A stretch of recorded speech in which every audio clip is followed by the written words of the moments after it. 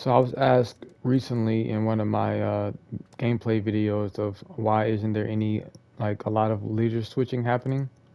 And the quick answer to that is because leader switching now costs a full support gauge, and you cannot switch back to that character until the support gauge is full.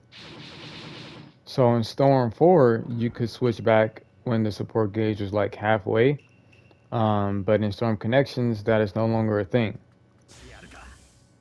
The second reason why is because characters now individually can do so many things. They have so many different combo routes. Um, they can convert on a lot of different things on their own, even off of grabs. So there's not really necessarily a need to leader switch and use up a whole support gauge, right? So previously, you'll see a lot of approaches of like double dashes, right? And then you follow up. But now you can do things like I could follow with the jutsu and then cancel my jutsu into a dash, right? I can follow up that way. And all this is with one character. Or usually, let's say before Kiba could cancel his jutsu like that, right? You do something like this, you would have to switch off to remain safe because you would be punished. But now I have no need to switch off, right? If I want to be safe, I'll just dash, right? Or you can even ninja dash, cancel that, right? And you can do something like that. So um, there's just these characters individually can do so much on their own that what you would usually cover, like cover yourself by leader switching, you don't need to do anymore. So another thing is keep these characters, those that have like air jutsus, they can cancel their air combo straight into a jutsu. Before you couldn't do that. Like yeah, sure you can do an air jutsu, right? You could do that in Storm 4. Not with Kiba, obviously, but there were like Sakura, right? She could do her jutsu in the air. But what's new in connections is I can whiff in the air and cancel my combo into jutsu. That's the Storm Connections thing. So now if I'm on guard pressure, right, and I whiff, usually people when they whiff, they'll switch off and smash the other character to protect themselves, right? But now I have no need to do that. I'll whiff, go into that. You see what I'm saying? Like it's just individually they can do so much that there's just no point in using up a whole support gauge to do something that this character alone can do. So now the neutral is played a little bit differently.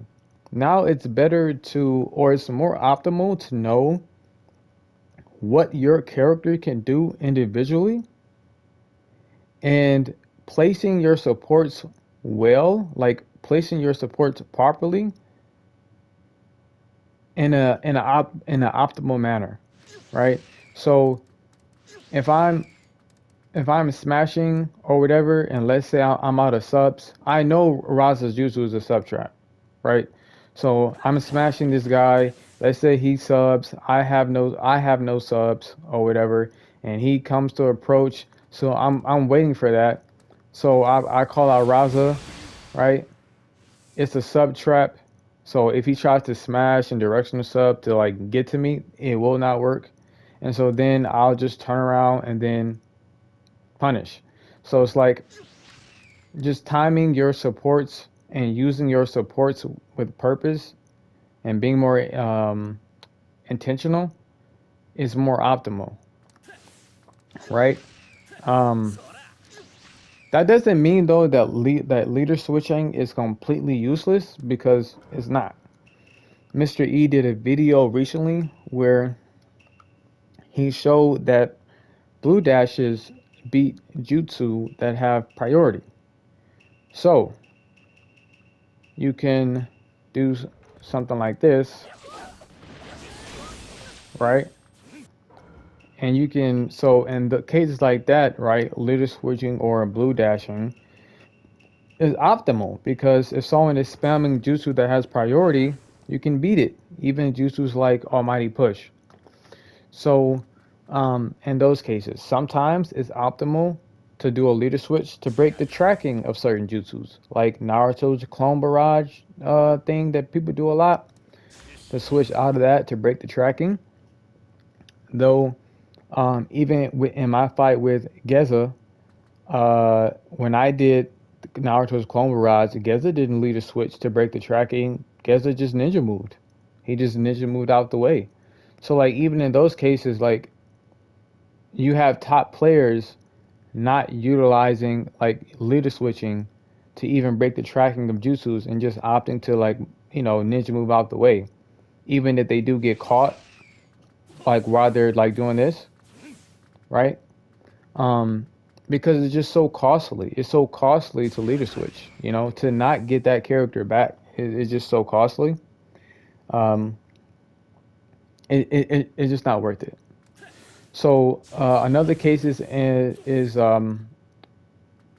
was some gameplay I did of this team where I was out of subs and I had some distance away, but like he was approaching me, so I would do a jutsu switch and like hide behind the jutsu just to give myself more freedom to like move around or do whatever I got to do, charge chakra while I'm waiting for my subs to come back. So in cases like that, leader switching can be useful just to switch off and like get yourself free, get yourself ready to respond to what you need to like respond to. Um, Obviously, let's say your opponent's low on subs and dash switching for a quick guard break just so you can convert and do something and reset the guard, right? Something like that, right? That's still optimal.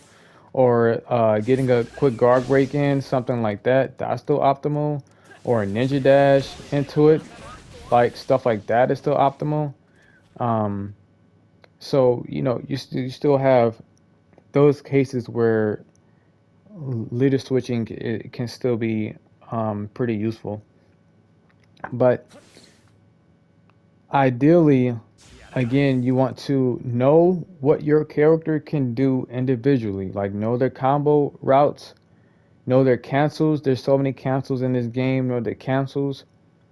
Um, and then know how to best use your supports as supports. Not as like switching, but using them as supports, right?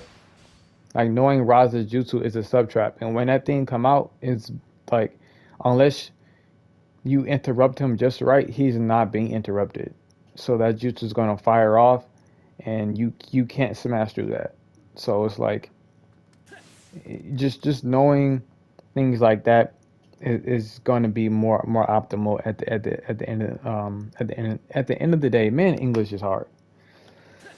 So yeah, hopefully that answers the question. Um, yeah.